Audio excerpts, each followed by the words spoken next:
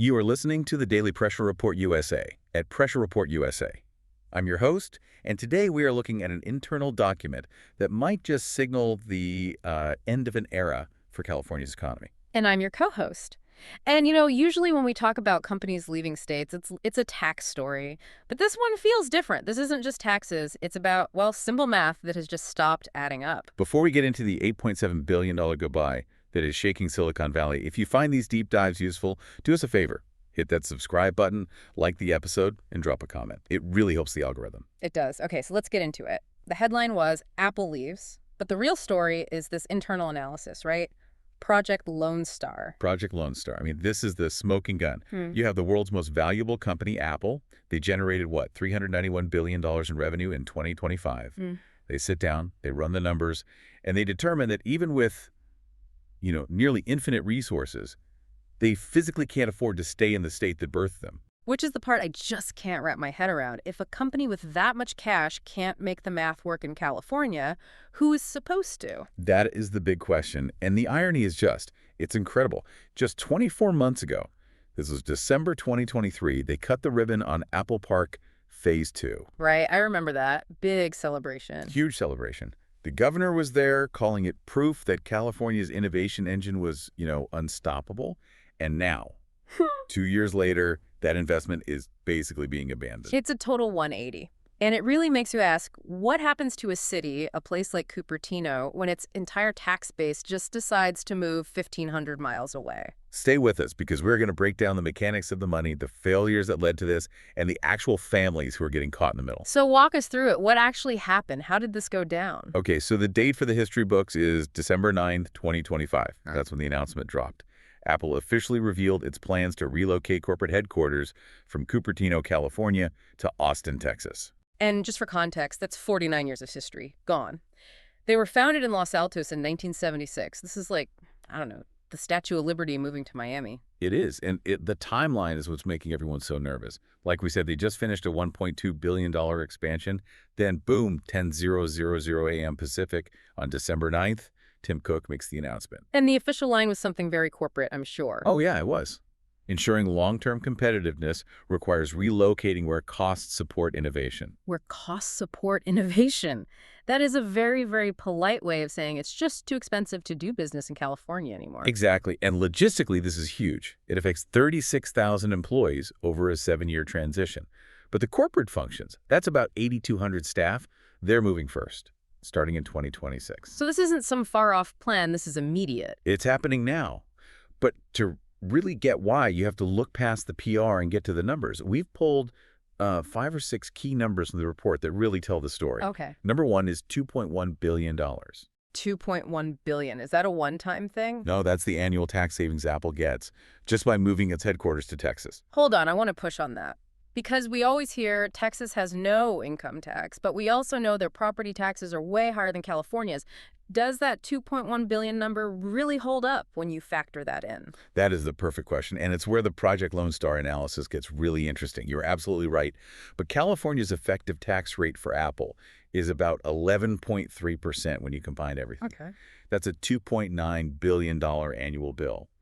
In Texas, the corporate income tax is 0. But to your point, Texas offered this incredibly aggressive incentive package, including massive property tax abatements. So they just waived the one tax that usually makes Texas expensive for big companies. Precisely. So when you net it all out, the savings are real. It's over $2 billion a year. I mean, that's enough money to fund an entirely new product line every single year just from changing a mailing address. Wow. Okay, so that neutralizes the property tax argument. What's the next number? The next number is 0. 0. $0. That's the amount allocated to any new California development in Apple's next 5-year expansion plan. The whole plan is $50 billion. Texas gets almost $39 billion of it. California gets 0. That's not just moving. That's a capital strike. They are actively refusing to invest another dollar in the state. Correct. And number 3 explains why. This, to me, is the most shocking one. $1,340 versus $420. Let me guess. Cost per square foot for real estate? Commercial real estate, yep. Santa Clara County versus the Austin domain. But wait, how is that possible? Steel costs the same, concrete costs roughly the same.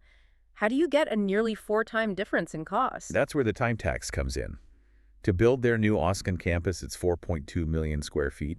It'll cost them about 1.76 billion.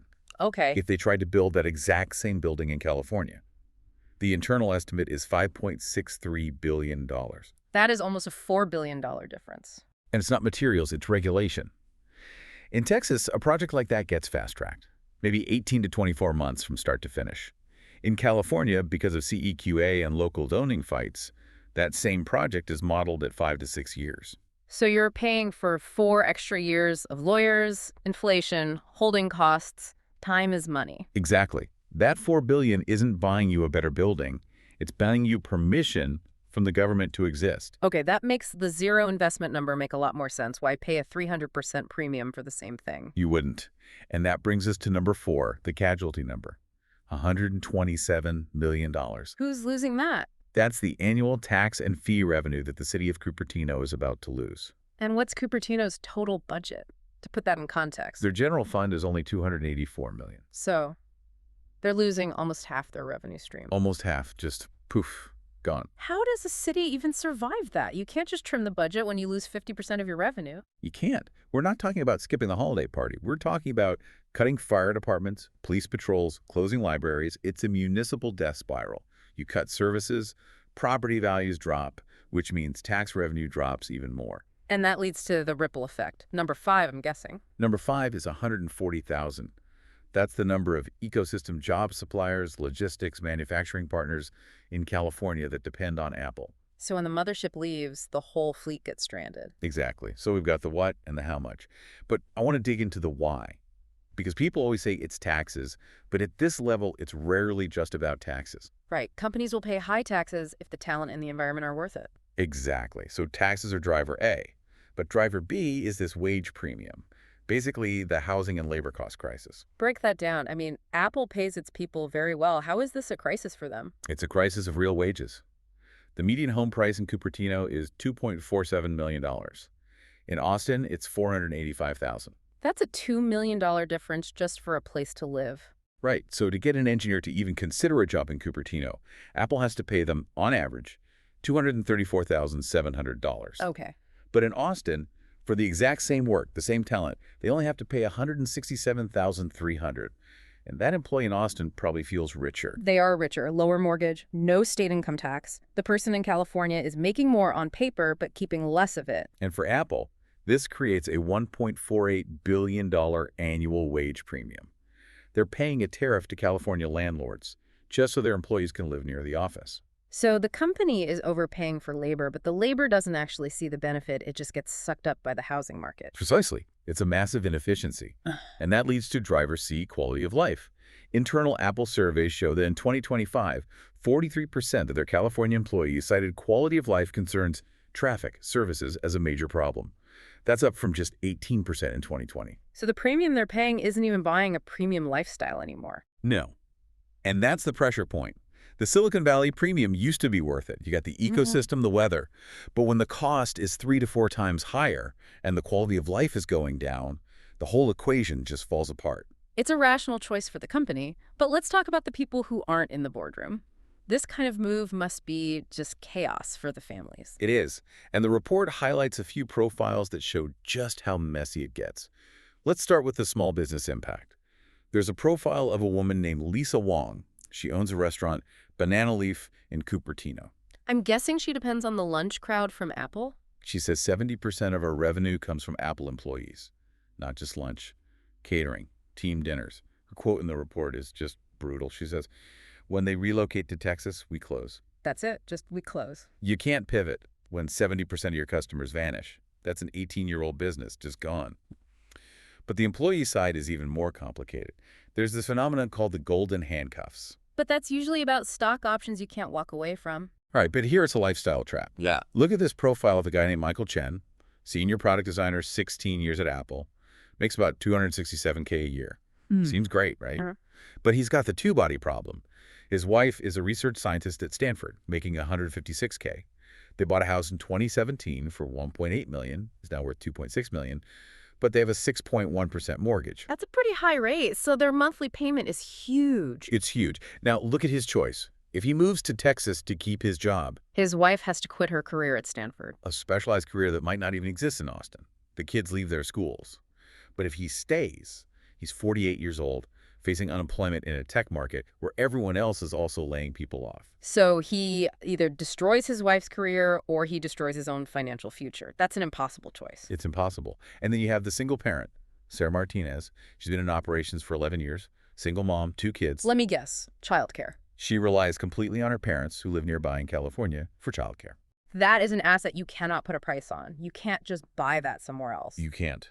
Her severance is about $169,000. In California, that's maybe 10 months of survival. If she moves, she loses the grandparents and has to pay for childcare in Texas, which eats up any salary gain. If she stays, she burns through her savings in under a year. It's just devastating. And for everyone listening, a quick note that nothing we're talking about here with severance or real estate is legal advice. These are just the case studies from the file. Right. And then beyond the individuals, you have the supply chain. Foxconn Industrial in California is losing $2.4 billion in revenue. That's 4,200 jobs cut.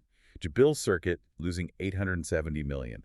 These are the blue-collar jobs that support the tech industry. Okay, so looking ahead, this is a 7-year plan. What should we be watching? Because the markets will react long before the last truck leaves. There are really 3 scenarios. Scenario 1 is the base case. We can call it the slow bleed. This is where the transition just happens as planned. And what's the signal to watch for that? You watch the real estate values in a 5-mile radius of Apple Park.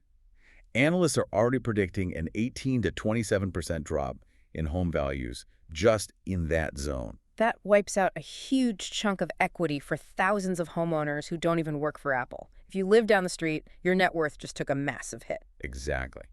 Then you have scenario 2, the cascading exit.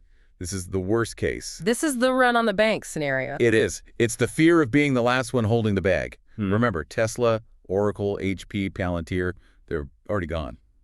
If Apple leaves, who's next?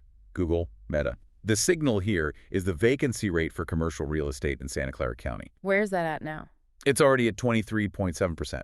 If that number starts ticking up towards 30%, you know the panic is real. When commercial vacancy gets that high, property tax revenue collapses, which defunds schools, and the whole quality of life argument spirals down even further. So out of all of that, what's the #1 signal people should be watching right now, today? Watch the Project Lone Star relocation acceptance rate. Initially, only 41% of the offered employees accepted the move. That sounds real low. It's very low. And if that number drops or even just stays that low, Apple will be forced to accelerate hiring new people in Texas instead of moving the California team. That actually speeds up the economic collapse in Cupertino. Because those high-earning jobs don't move to Texas, they just vanish from California entirely. Exactly. It turns a relocation into a mass layoff by attrition. It really feels like the end of an era, the end of the Silicon Valley we all grew up hearing about. It certainly has that feel. So let's just recap the situation. Apple is leaving California for Texas after 49 years. This is taking $8.7 billion in economic activity out of the state. It's driven by taxes, sure, but more by regulatory costs that makes building something 300% more expensive. And the impact hits everyone, from the city of Cupertino losing half its budget, to restaurant owners, to families who are trapped by mortgages and childcare that they can't move. This is a major structural shift. So we really want to hear from you. We read all the comments. Question 1. Where are you watching from? And are you seeing major employers leaving your local area? And question 2, do you think California can replace a giant like Apple? Or does this signal the end of Silicon Valley's dominance in, say, the next 6 to 12 months? Let us know your thoughts. And if you want to stay ahead of these shifts, make sure you subscribe to Daily Pressure Report USA and share this deep dive. Thanks for listening. We'll see you in the next one.